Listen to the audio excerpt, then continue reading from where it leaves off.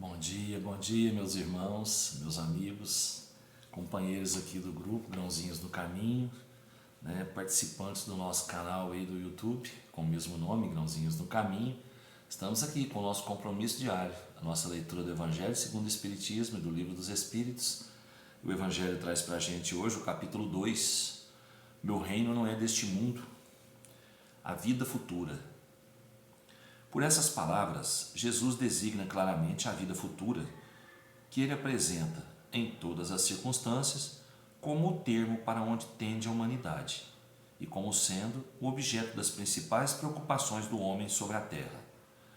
Todas as suas máximas se dirigem a esse grande princípio. Sem a vida futura, com efeito, a maior parte dos seus preceitos de moral não teria nenhuma razão de ser.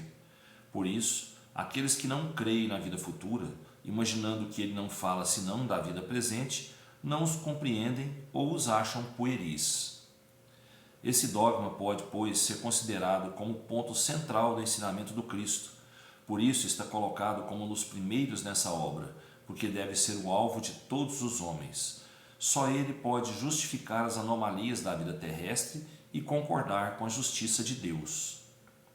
Os judeus não tinham senão ideias muito incertas quanto à vida futura.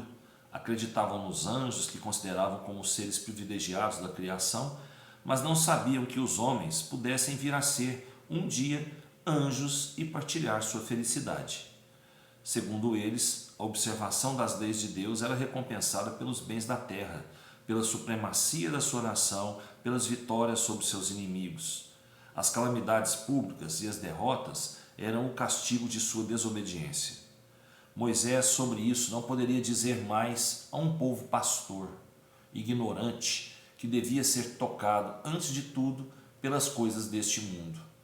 Mais tarde, Jesus veio lhes revelar que é um outro mundo, onde a justiça de Deus segue seu curso. É esse mundo que ele promete àqueles que observam os mandamentos de Deus e onde os bons encontrarão sua recompensa. Esse mundo é o seu reino. É aí que ele está em toda a sua glória e para onde vai retornar ao deixar a terra. Entretanto, Jesus, conformando seu ensinamento ao estado dos homens da sua época, não acreditou dever lhes dar uma luz completa, que os teria ofuscado sem esclarecê-los, porque não o teriam compreendido. Ele se limitou a colocar de alguma sorte a vida futura em princípio como uma lei natural, à qual ninguém pode escapar. Todo cristão crê, pois, forçosamente, na vida futura, mas a ideia que muitos fazem dela é vaga, incompleta e por isso mesmo falsa em vários pontos. Para um grande número, não é senão uma crença sem certeza absoluta. Daí as dúvidas e mesmo a incredulidade. O Espiritismo veio completar nesse ponto, como em muitos outros, o ensinamento do Cristo, quando os homens estavam amadurecidos para compreenderem a verdade.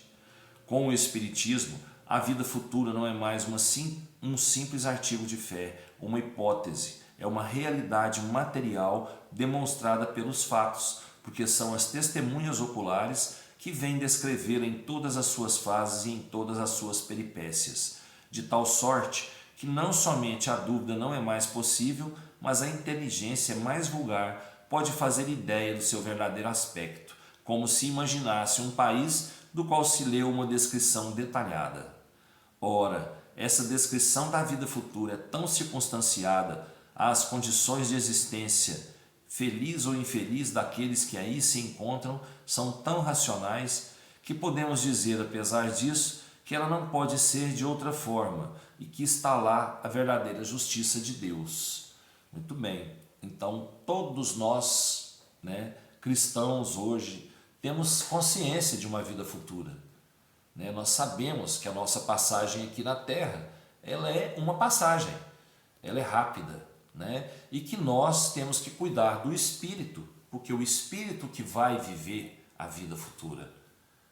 Então nós temos que ter a base, fazer a base, o alicerce dessa vida futura, aqui nessa vida terrena de hoje. Nós vamos levar para a vida futura o que nós fizemos aqui, de bom ou de ruim. Então nós temos que ter uma base boa, uma base sólida, para que a nossa vida futura seja uma vida melhor.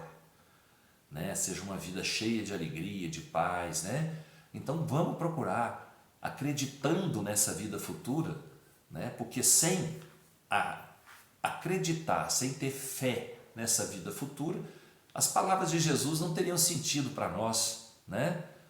Isso mesmo a leitura fala para a gente, né? Sem ter essa fé, sem acreditar nessa vida futura, as palavras de Jesus não teriam sentido. Então vamos firmes e fortes, né? Fazer um alicerce bom para a nossa vida futura, para a nossa vida plena, a nossa vida espiritual, né? E assim em cada reencarnação. Nós vamos ali colocar uma pedra naquela base ali e cimentar ela ali, né? Para a gente ir criando, né? A nossa casa, para onde nós vamos retornar um dia, né? E um dia definitivamente, né? E um dia definitivamente. Então vamos lá nos preparando, né? Vamos nos preparando, fazendo bem, divulgando o amor, levando o amor, fazendo a caridade, né? Que isso aí são as pedras básicas da construção da nossa vida futura, tá bom? Tirar da gente o orgulho, a vaidade, o egoísmo, né? E colocar aí no lugar a humildade, a caridade e o amor, tá bom? Leitura do Livro dos Espíritos hoje, capítulo 6 ainda, Vida Espírita, questão 268. Até alcançar o estado de pureza perfeita, o espírito tem constantemente provas a suportar? Sim, mas elas não são como as entendeis, pois chamai de provas as tribulações materiais. Ora, o espírito alcançando um certo grau, sem ser perfeito, não tem mais provas a suportar, porém tem sempre deveres que o ajudam a se aperfeiçoar e que não lhe são penosos, não fosse senão o de ajudar os outros a se aperfeiçoarem. Muito bem, né? Então, todos os espíritos eles vão até atingir o estado de pureza total, ter provas a suportar. Mas, a partir do momento que eles estão se tornando puros, essas provas, elas vão deixando de ser materiais. Elas vão ser ligadas a missões, né? Como é que fala? A deveres que o espírito tem, né? E que vão ajudá-lo a se aperfeiçoar. E um desses deveres, né, é o de ajudar os outros espíritos no seu progresso. E esse deve ser o mais penoso, porque nós aqui encarnados, somos espíritos em evolução. E quantos espíritos estão ao nosso redor para nos ajudar? Né? São os espíritos amigos, nossos anjos de guarda, nossos espíritos protetores, guardiões. Quantos espíritos estão ao nosso redor tentando nos ajudar? E a gente tema em não melhorar. Olha, para vocês verem o trabalho que o espírito tem, né? É a prova dele.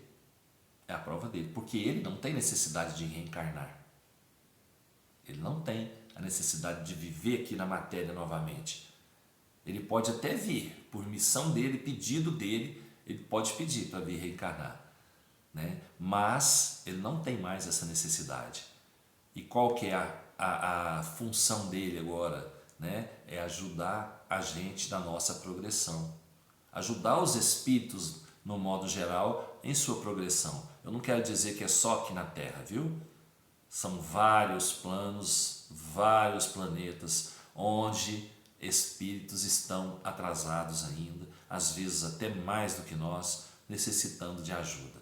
Então, esses espíritos que não têm a necessidade mais de reencarnar, eles vão ali, né, tentando incitar, insinuando aos espíritos que estão encarnados, né, as coisas boas que eles precisam para fazer a sua evolução, para terem a sua evolução.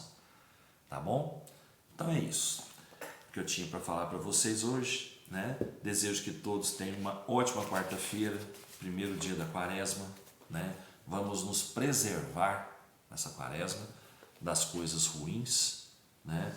Dos pensamentos ruins. Vamos procurar levar um pouco mais de amor onde a gente estiver, né? E vamos nos blindar das energias negativas. na oração e na vigilância. Tá bom? Fiquem com Deus. Até amanhã, se Deus quiser. Eu tenho certeza que Ele quer. Beijo no coração.